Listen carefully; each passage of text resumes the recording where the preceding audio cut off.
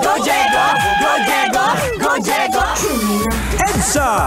Itaas ang kamot Sa mga angkol, itaas ang kamot. Sa mga angkol, bunalikol, bunalikol, bunalkol, bunalkol.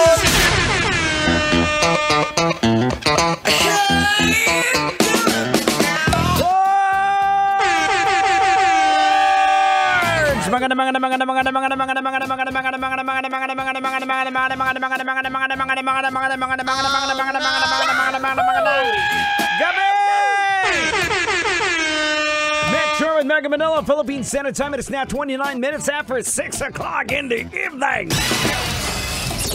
Alright mga kabisyo, kamusta? Buhay ka pa ba? May enerhiya ka pa bang natitira? May lakas ka pa ba?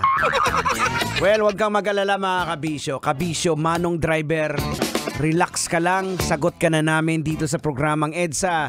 Dahil eto ang iyong Rejuve. Ang programang Rejuve. Ayan, magre-rejuve sa'yo. Magre-rejuvenate sa'yo. Ang programang magbabalik sa iyong lakas. Hindi hihigop sa iyong lakas. No. Siyempre, kasama pa rin! Henyo! Tender pero juicy pa rin kag nagarago mo. Siyempre, kasama din the prodigy of Tanghenyo! Jego! Bandido! Pag may buhok, hindi po ako yan! Hindi kompleto ang programang EDSA kung wala ang cute na kita't napakakulit na si... Duday, pasok! Hello po sa inyong lahat! Ako po si Duday, ang batang makulit at ang batang mahilig sa donut!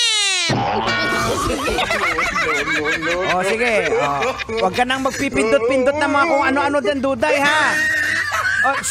Sabi na wag na makulit eh!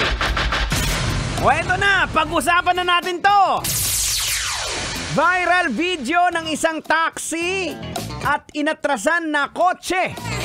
Yung driver na matanda ng taxi, nagmamakaawa. Oh no! Nawala daw siyang pambayad. At pag tinikitan naman daw siya, wala na siyang maipapakain sa kanyang pamilya. Wow! Ay nako. At syempre, eto pang sabi niya, senior na daw siya. Kaya dapat patawarin na siya. Kasi kahit matanda na siya, nagtatrabaho siya para sa kanyang pamilya.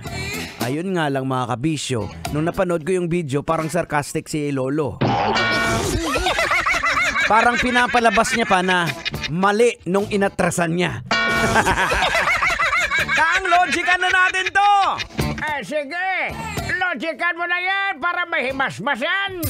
Logican na yan! Logican na yan! Alright mga kabisyo, logican na yan! Anong leksyon ang ating mapupulot? Anong aral ang ating madudukot? Sa totoo lang po mga kabisyo, ito po yung problema nating mga tao. Napakahirap sa atin ang umamin na mali tayo. Oh no! Minsan kahit caught in the act na tayo, na mali tayo, ginajustify pa natin. Ginagamitan pa natin sa kadahilan ng kahirapan, matanda na. Sa totoo lang mga kabisyo, wala namang kinalaman yung hirap at pagiging matanda mo sa pagkakamali mo eh. Dapat nga kung matanda ka na, mas marami kang alam at alam mo kung anong tama at ano ang mali. Oh no! Diba? But why people act this way? It is because sa pride natin. Minsan kayabangan natin ang nagdadala sa atin ng ganyan eh. Na hindi natin matanggap na mali tayo eh.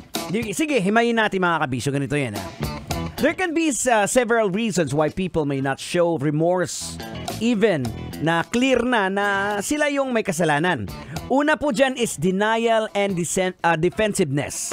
May mga individual po na parang natural or tendency sa kanila na i-deny o i-deflect ang pagsisi as a defense mechanism.